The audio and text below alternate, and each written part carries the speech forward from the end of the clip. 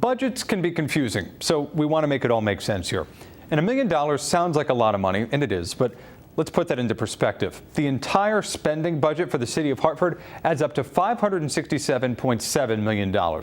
If that money was split up like a pie, half of that pie, $284 million, would go to education.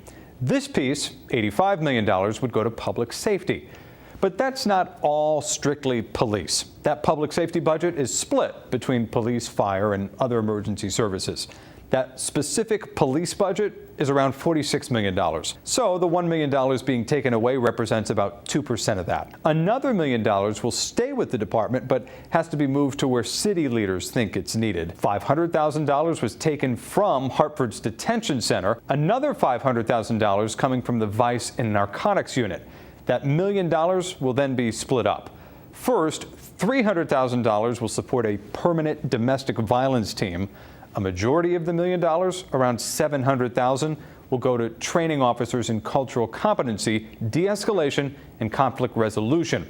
Supporters of this and the mayor say it's a step in the right direction, but some critics say it's not nearly big enough.